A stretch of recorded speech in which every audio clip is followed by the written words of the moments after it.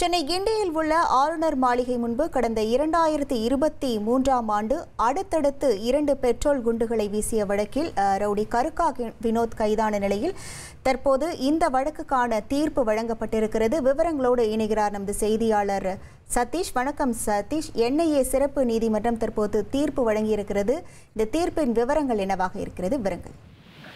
பிரபல ரவுடியான கருக்கா வினோத் கடந்த 2023ஆம் ஆண்டு சிறையிலிருந்து வெளியே வந்தவர் நேரடியாக கிண்டியில் உள்ள ஆளுநர் மாளிகையின் முன்பு அடுத்தடுத்து 2 பெட்ரோல் குண்டுகளை வீசினார். இந்த சம்பவம் பெரும் அதிர்ச்சியை ஏற்படுத்தியது. அப்போது அங்கு பாதுகாப்பு பணியில் இருந்த போலீசார் கருக்கா வினத்தை மடக்கி பிடித்து கிண்டி போலீசாரிடம் ஒப்படைத்தனர். கிண்டி போலீசார் கருக்கா வினத்தை கைது செய்து சிறையில் அடைத்தனர்.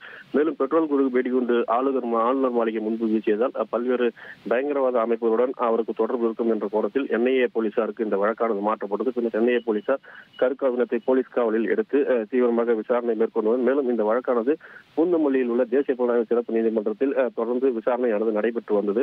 வழக்கு விசாரணைகள் முழுவதும் முடிவடைந்த நிலையில் இன்று இந்த வழக்கில் தீர்ப்பு வழங்கப்பட்டுள்ளது. அதாவது வழக்கை விசாரணை செய்த நீதிபதி மலர்விழி குற்றம் சாட்டப்பட்ட கருக்கா வினோத்தின் மீது குற்றம் நிரூபிக்கப்பட்டுள்ளது. தற்போது அவருக்கு 10 ஆண்டுகள் சிறை தண்டனையும் 5000 அபராதம், மேலும் அபராதம் கட்டத்தவரும் 6 மாதம் சிறை தண்டனை அனுபவிக்க வேண்டும் என்ற தீர்ப்பை வழங்கியுள்ளார். தற்போது பலத்த போலீஸ் பாதுகாப்புடன் பூந்தமல்லியில் உள்ள சிறப்பு நீதிமன்றத்திற்கு கருக்கா வினோத் அழைத்து வரப்பட்ட நிலையில் தொடர்ந்து தற்போது அவருக்கு தீர்ப்பு வழங்கப்பட்ட நிலையில் பலத்த போலீஸ் பாதுகாப்புடன் மீண்டும் புழல் சிறைக்கு அழைத்து செல்வதற்காக போலீசார் தீவிர பணியில் ஈடுபட்டு வருகின்றனர்.